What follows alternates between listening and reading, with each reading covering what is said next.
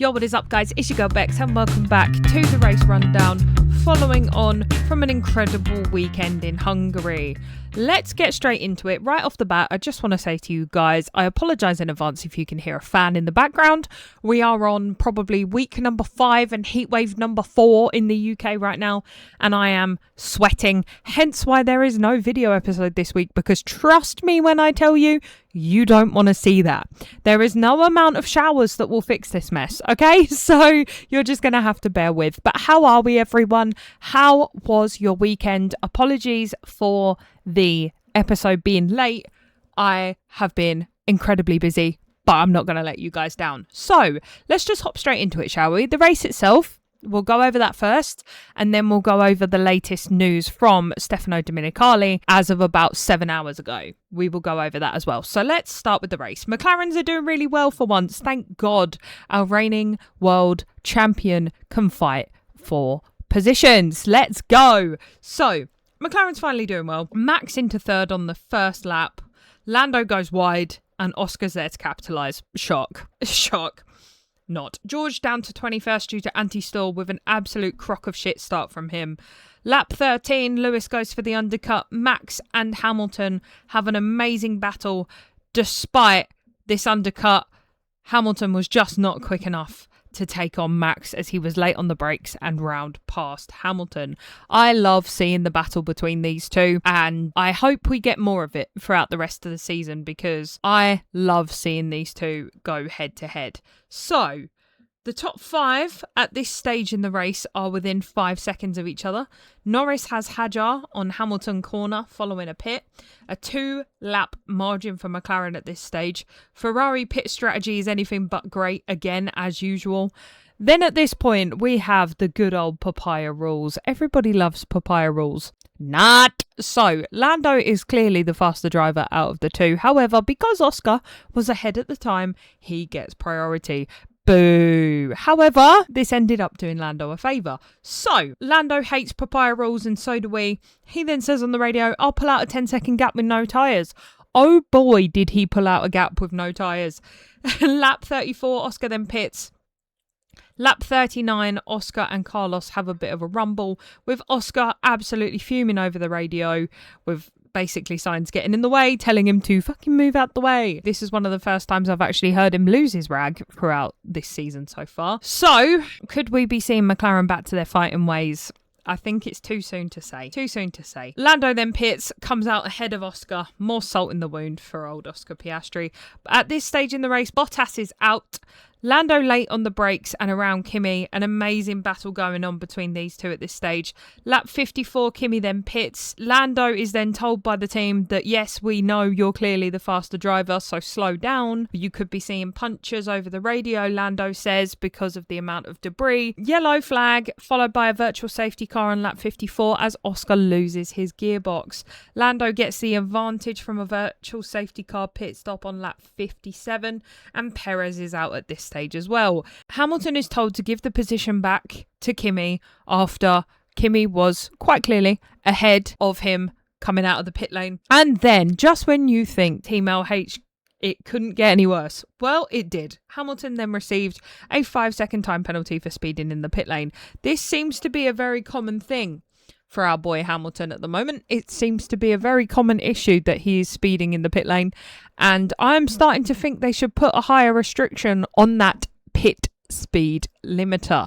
So that then leaves, of course, the final results at the Hungaroring, which was as follows. Lando Norris in first, Max Verstappen in second, and Kimi Antonelli in third, followed up by Charles Leclerc and Lewis Hamilton. So that is the race this past weekend.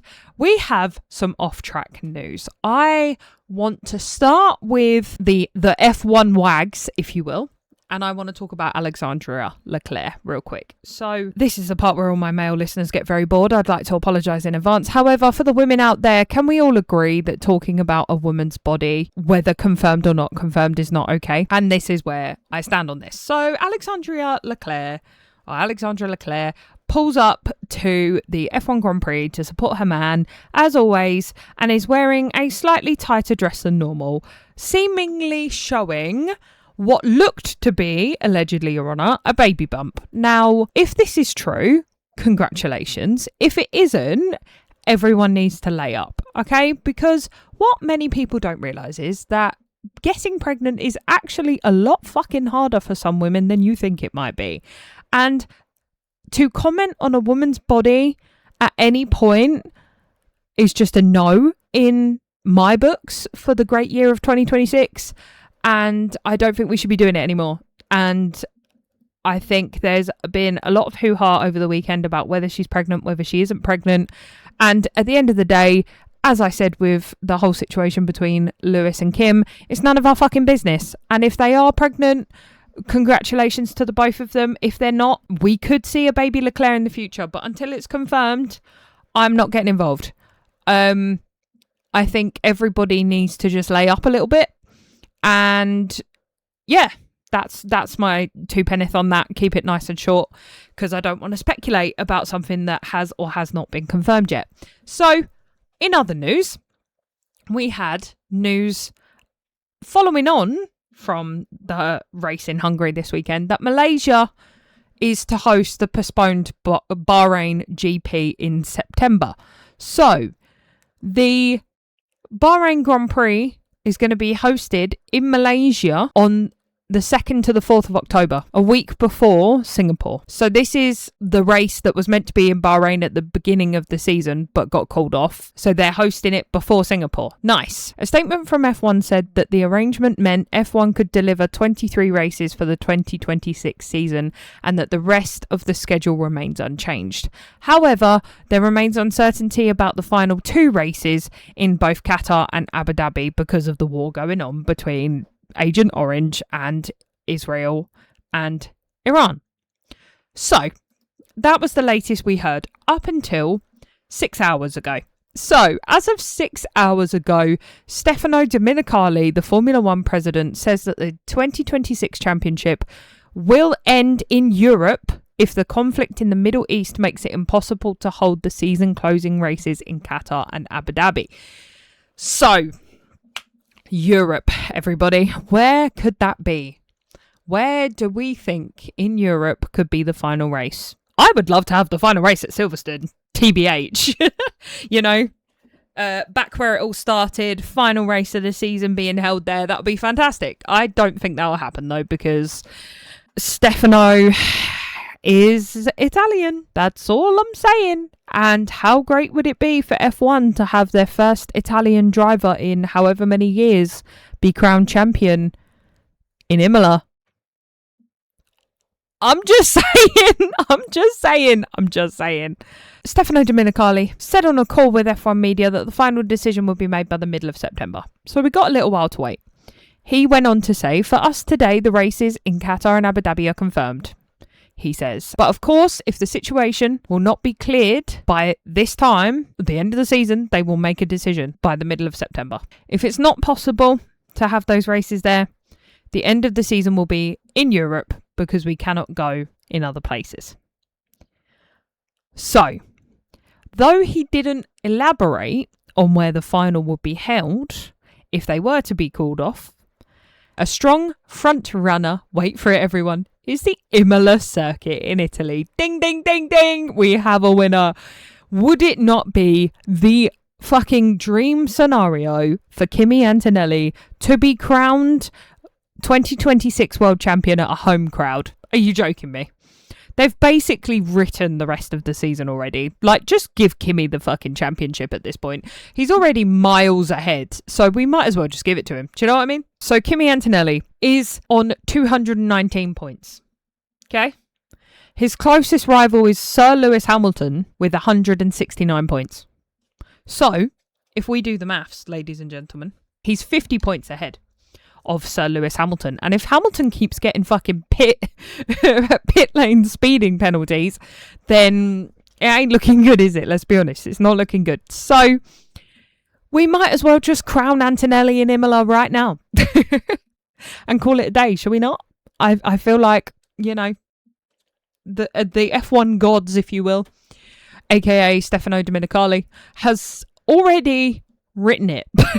He's already written it. And you know what? I would love to see an Italian driver be crowned world champion at his home race. That would be sick.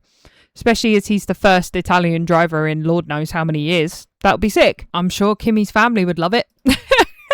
So why not? You know what I'm saying? Why not? That's where I think the season's going to head.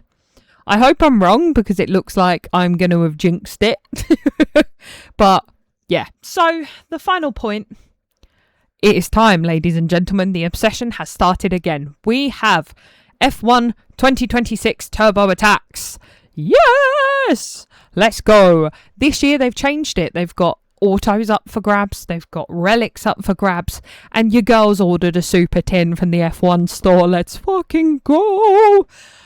I don't think I'm going to get anything special. But if I do, I will let you guys know.